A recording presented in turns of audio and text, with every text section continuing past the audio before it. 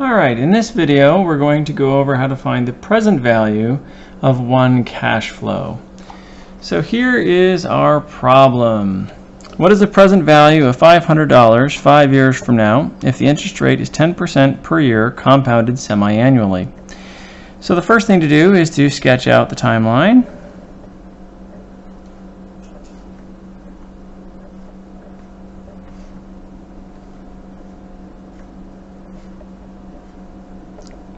And note that we have an interest rate of 10% per year compounded semi-annually.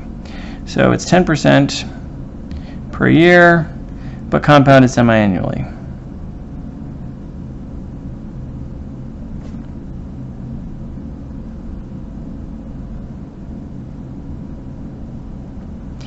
So of course, if we think of our main time value of money equation, our main time value of money equation is FV equals PV times 1 plus I to the n. But in this case, what we're trying to find is present value. So I need to rearrange the formula. So we will rearrange the formula to get present value is equal to future value divided by 1 plus I to the n. And in this particular case, our future value is $500. So we'll put in $500 here. Now when we're dealing with the interest rate and the number of periods that we have here, the interest rate is 10% per year, but it's compounded semi-annually. So I need to make sure that the interest rate that I put in here is consistent with semi-annual compounding. So for that, we'll do 1 plus 0.05. 0.05 is 5% per semi-annual period. And then for the number of periods, we're going to put in 10 because we have 5 years and we have 2 semi-annual periods per year, so we'll have 10 periods overall. So at this point I recommend that you pause the video to work this out and to see what you get.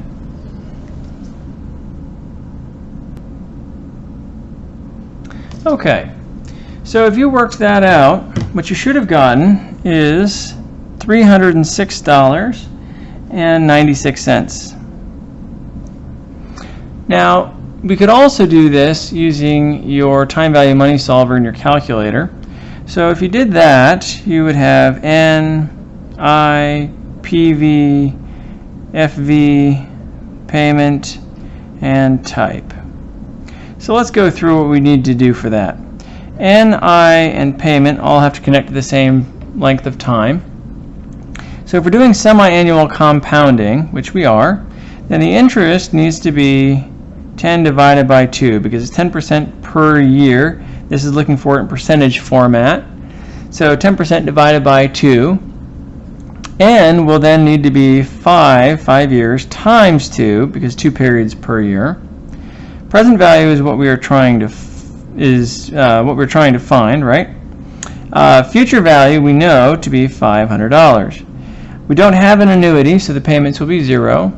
And because we don't have an annuity, the type doesn't actually matter in this case. So if you work that out, and I'll give you a chance to do that.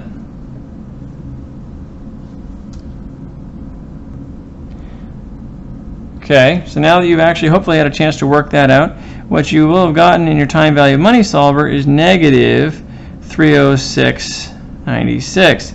And again, in this case, because you're following the rules of using your calculator, which is a positive cash flow is getting a positive sign, a negative cash flow is getting a negative sign, we'll just interpret that sign on the answer with a little bit of a grain of salt. Now I also recommend that you consider solving this using Excel. So if you solve this using Excel, you're going to do equals PV, and the first thing it's going to want is the rate. So the rate per period is going to be 10% divided by 2 because it's 10% per year divided by 2 to get the rate per semi-annual period. Then we're going to have the number of periods, and the number of periods is going to be 5 times 2 because it's 5 years and 2 periods per year because we're doing semi-annual compounding. Payment will be 0 because we do not have an annuity. And then you'll put in the future value, which is $500. And then there's an optional argument for the type of the annuity, which we don't have an annuity anyway, so we can leave that blank. And if you work that out, or let Excel work it out, you should get a negative 306.96. And again, note that Excel has done the same sort of thing that your calculator did by putting a negative sign here. So if you needed to have a positive value, we could just put in a negative sign in front of the PV, but after the equal sign, and that would give us a positive 306.96, which would then match with the number that we got when we calculated it using our time value of money formula. I recommend you give similar examples a try and see how you do.